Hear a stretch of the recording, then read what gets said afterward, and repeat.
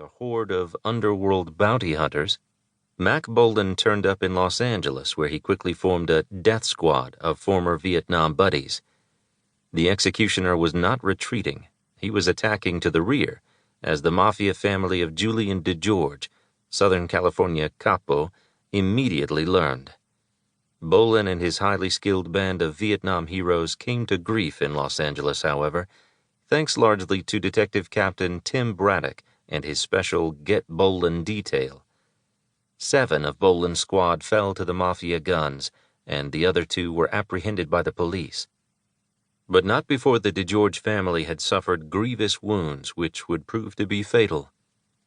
DeGeorge himself escaped the executioner's wrath, however, and went into seclusion at a secret Palm Springs retreat, regrouping his shattered forces with an all-consuming determination to once and for all smash this bastard Bolan. Mac Bolan now knew with a grim certainty that he was running out his last bloody mile of life. With the full resources of the Los Angeles Police Department geared to his apprehension and an enraged criminal invisible second government vowing his extinction, he sought refuge in the professional abilities of another former Vietnam friend, plastic surgeon Jim Branson. Branson gave Bolan a new face and a new lease on life, but Bolan refused to pick up the option on that lease. His new face opened a new identity and a new set of tactics for his one-man war on the Mafia, and he infiltrated the DeGeorge family as Frankie Lucky Lambretta, triggerman and almost heir apparent to DeGeorge himself.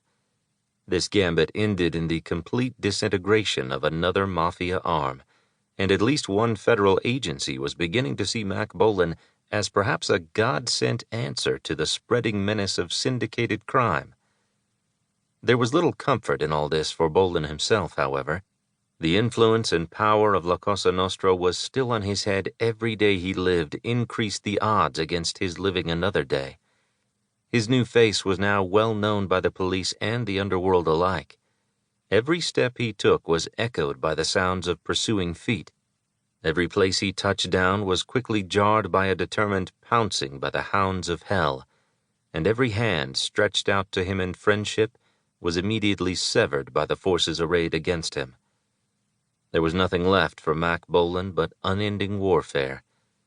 He had no illusions regarding the ultimate outcome.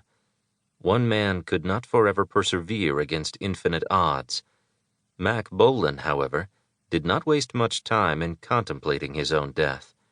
He merely acknowledged that he was traveling his last bloody mile, and he was not conceding a single step to the enemy.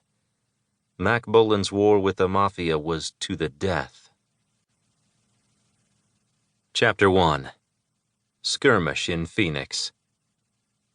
Mac Bolan waited until the last possible moment, then viciously swung the wheel and powered into a screaming turn, his attention evenly divided between the isolated desert road ahead and the receding images in his rearview mirror.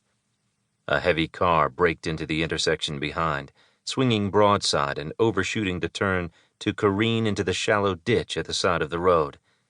The pursuing vehicle quickly regained the blacktop, and the twin headlights once again began crowding Bolan's mirror. Bolan smiled grimly and pushed his accelerator pedal into the floorboard, then removed a Luger from concealment, thumbed off the safety, and placed the weapon on the seat beside him, fully aware now that he had tarried too long in Phoenix. The shadowy outlines of an industrial park loomed above the desert horizon. Bolan's mind leaped ahead to the implications thus presented.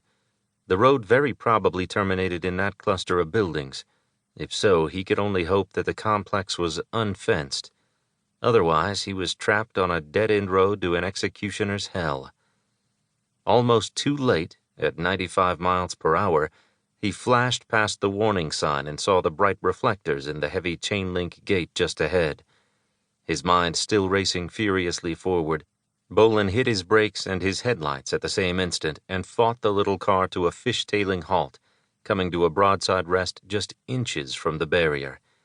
Then he immediately backed off onto the powdery soil, halting again well away from the blacktop. He left the engine running and jumped out, Luger in hand, and ran to the gate. The chase car's headlights were spotting the road less than 100 yards distant when Bolan finished smashing the gate reflector.